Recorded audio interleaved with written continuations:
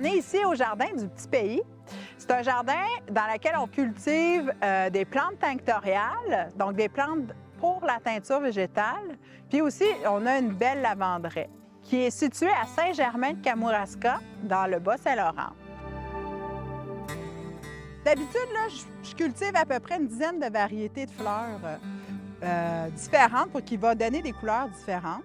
Donc, ceux-là ici, c'est les Tagetes erecta, la rose d'Inde. Celle-là, elle va me faire un beau jaune mangue, là, assez solide au soleil. Puis elle est vraiment généreuse, là, cette plante-là.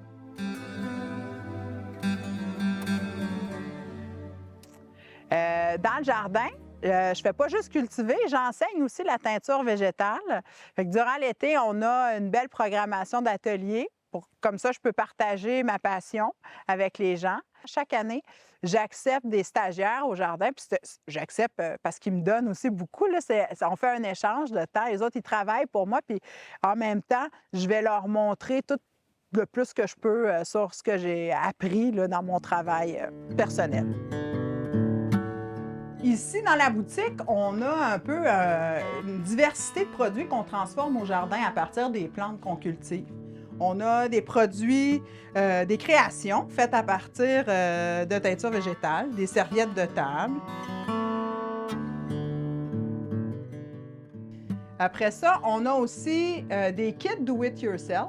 Fait que ça, c'est comme des petits cours qu'on peut ramener chez soi pour faire plusieurs techniques en teinture végétale. On a ici une des spécialités du jardin, c'est la fabrication du pigment indigo. Donc là, je vends ces bouteilles-là, c'est comme la pâte, un concentré de bleu. Les gens vont pouvoir utiliser ça pour teindre en bleu sur leur tissu.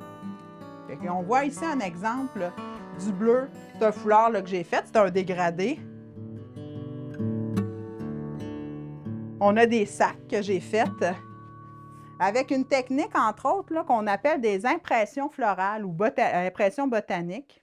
Tous les motifs ici, c'est des empreintes de fleurs qui sont sur le tissu. Puis, on vend des bouquets séchés ou des produits transformés avec notre lavande.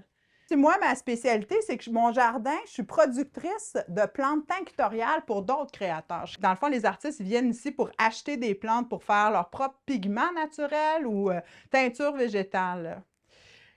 Et des fois, je commence aussi à explorer tout le potentiel des plantes pour faire du pigment, pour faire des aquarelles pour les peintres. Fait que souvent, j'ouvre mes connaissances, dans le fond, à d'autres façons de transformer les plantes.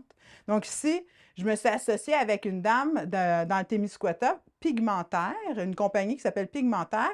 Je lui donne les pigments que je fais, puis elle vient faire tous les liens. C'est des aquarelles ici.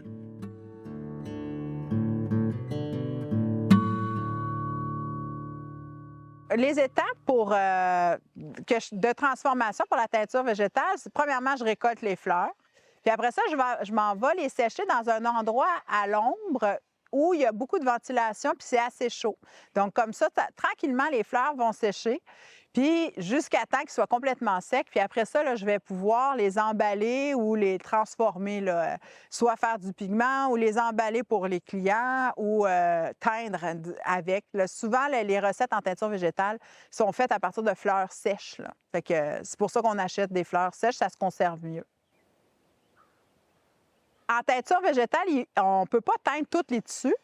Ce qu'il faut, c'est qu'il faut que ça soit une fibre naturelle. Elle peut être de provenance qu'on dit animale ou protéinique, d'animal ou végétale. Fait que je pourrais teindre des laines, de la soie pour ce qui est animal. Puis végétal, ça peut être du coton, du lin, du chanvre, puis des rayons aussi, là. Puis c'est la différence, ça va être la façon de préparer les fibres qui vont, pour que la couleur tienne. Là, on a toutes des recettes différentes selon la fibre, si elle est animale ou végétale. Mais les couleurs, ils vont tenir très bien sur ces deux types de fibres. Aujourd'hui, j'ai envie de vous montrer comment on fait du jaune avec une plante qui s'appelle la gaude ou la Reseda des teinturiers. C'est vraiment une plante traditionnelle là, en teinture végétale. Puis, avant même de penser à appliquer la couleur sur le tissu, il faut faire une étape de préparation du tissu. Cette étape-là, elle s'appelle le mordançage.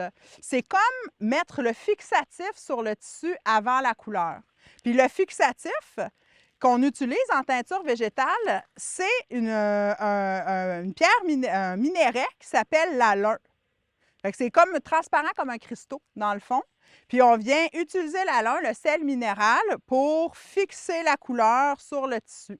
Donc la première étape, c'est de laver correctement le tissu pour enlever tous les gras. Après ça, je vais faire dans un chaudron avec de l'eau chaude bouillante, je vais aller mettre de l'alun sur le tissu. Je vais cuire le tissu dans l'alun. Puis là, on est rendu, ça a déjà été fait ici. Puis là, on est rendu à cuire la plante pour préparer la couleur. Donc, ce que je fais, c'est que je viens mettre de l'eau chaude dans un chaudron. Puis, je vais venir, je le sais que mon tissu, il pèse 100 grammes. Puis, cette plante-là, elle a besoin de 100 grammes de plante pour faire un jaune vraiment saturé. Fait que ça, ici, c'est 100 grammes de plante que je vais venir déposer dans l'eau. Puis, après ça, je vais le laisser cuire pendant 1 heure. Ça s'appelle une décoction, ça, pour faire un bain de teinture. Fait que pendant 1 heure, la plante, elle va cuire dans l'eau chaude. Puis après l'heure, je vais filtrer, je vais enlever la plante, puis je vais pouvoir mettre mon tissu mordancé, puis ça va créer du jaune. Je vais avoir à cuire pendant 1 heure mon tissu dans le jus de cette plante-là. On va vous montrer ça tout à l'heure. Chaque peuple a trouvé des plantes pour teindre depuis très, très, très longtemps. Donc, c'est quelque chose qui est universel. Puis, c'est sûr que, étant québécoise, j'ai quand même une grande influence des teinturiers français puis de l'industrie de la teinture française. Donc, exemple, j'ai choisi des plantes classiques de la teinture française comme la gaude, la garance puis l'indigo. J'ai commencé même à le bleu. Là, ma recherche sur le bleu, c'était sur le pastel des teinturiers, qui est une plante traditionnelle de la France. Puis, avec le temps, je l'ai changé avec la renouée des teinturiers, qui, elle, vient plus du Japon puis de la Chine. Parce qu'elle a plus de pigments dans la feuille, donc j'ai trouvé que c'était plus intéressant, puis elle se cultive très bien ici. Fait que ça reste quand même, on s'inspire d'un peu à travers le monde, des traditions à travers le monde maintenant en teinture végétale. Cette plante-là, elle a à l'intérieur une molécule qui est comme le précurseur de l'indigo. C'est comme elle a le potentiel de devenir bleue, mais elle n'est pas bleue en ce moment dans la feuille. C'est quand elle sèche, quand elle s'oxyde à l'air, qu'elle devient bleue avec l'oxygène. Puis le bleu, on le voit parce que la couleur est oxydée. Donc là, j'ai tout un long processus pour extraire le pigment bleu. Puis après ça, bien, on va pouvoir teindre avec ce pigment-là.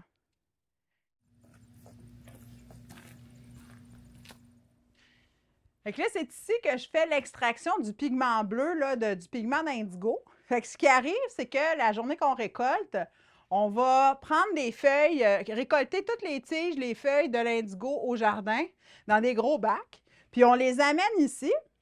Puis je vais venir les faire fermenter dans cette première cuve-là. Fait qu'ici, je viens remplir au complet là, de feuilles fraîches la cuve, que je vais inonder d'eau, dans le fond, puis ils vont être tous submergés d'eau. Puis après une fermentation d'environ 2 jours, là, selon la température, bien là, mon eau, elle va devenir turquoise, là, comme la mer des Caraïbes. Là. Puis on va voir comme une surface iridescente au-dessus. Fait que le pigment, il a sorti, dans le fond, l'indiquant qu'il y a dans la feuille, avec un enzyme, sort et va dans l'eau. Fait que là, je peux récupérer cette eau-là. que je vais venir transférer dans la deuxième cuve ici.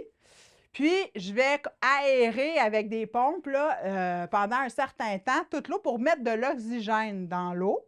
Puis, je vais aussi mettre après un pH assez basique, environ 11, là, un pH de 11.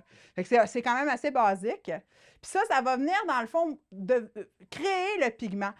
L'eau va comme coaguler. Fait comme un peu comme quand on fait du petit fromage, là. Fait qu'il vient faire un petit caillot. Puis, ce caillot-là, avec le temps, il va se sédimenter dans le fond de la cuve. Quand j'ai enlevé toute cette eau-là, je vais sortir par le trou ici la pâte bleue. Puis après ça, cette pâte-là, je vais venir la filtrer dans des gros filtres comme ça ici. Fait que ça prend quand même du temps, là, la filtration. Fait qu'ici, ça fait 2 jours. Puis là, on le voit très bien ici, là, j'ai une belle pâte bleue de pigment d'indigo.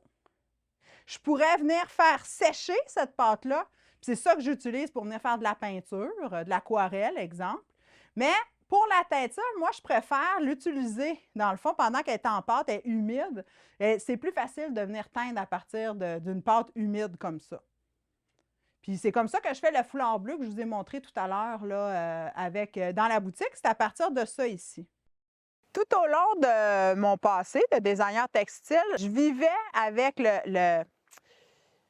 un peu un sentiment de culpabilité que tous les tissus que j'utilisais, les fils que j'utilisais, avaient beaucoup de toxicité au niveau des couleurs, entre autres. Puis, pour moi, développer le projet, c'était de proposer une alternative positive au lieu d'être dans la critique de l'industrie textile, mais de juste créer une alternative puis d'être dans le plaisir. Fait que là, ça fait à peu près 1 heure là, que la gaule cuit dans l'eau. Donc, on est prêt à filtrer notre eau de bain de teinture. Puis, on va être prêt à teindre. Là, je viens prendre un gros filtre. Puis, on le voit ici, le jus, il est bien jaune, là. Fait que la plante, elle a donné, dans le fond, sa couleur. Puis là, pour avoir une couleur unie, c'est quand même important d'enlever la plante de là, sinon ça risque de faire des taches. Là, c'est pour ça que je viens filtrer. On y va doucement. C'est ici. Là, je vais aller porter ces fleurs-là, ces plantes-là au compost. C'est ça l'avantage de travailler avec les plantes, c'est que tout se composte. Je peux venir remettre mon jus de cuisson dans le chaudron. Oups, c'est chaud, on fait attention. Puis, je vais aller chercher mon tissu, puis je vais pouvoir venir le mettre dans mon bain de teinture. Et voilà. Donc là, on le voit. Déjà, il prend de la couleur, mais on doit quand même le cuire pour que la couleur tienne sur le tissu. Il faut le cuire à peu près 1 heure, là. Puis, non seulement elle va tenir, mais elle va devenir de plus en plus flamboyante. Le tissu, dans le fond, là, le colorant, le jaune de la plante, ça va se fixer sur l'alun qui est sur mon tissu. Puis la molécule d'alun, elle, est collée sur mon tissu. Puis c'est comme ça que la couleur attire. Donc, pour en vivre, j'ai vite construit, dans le fond, des sites Internet. Donc, j'ai un site personnel d'Alia Milon.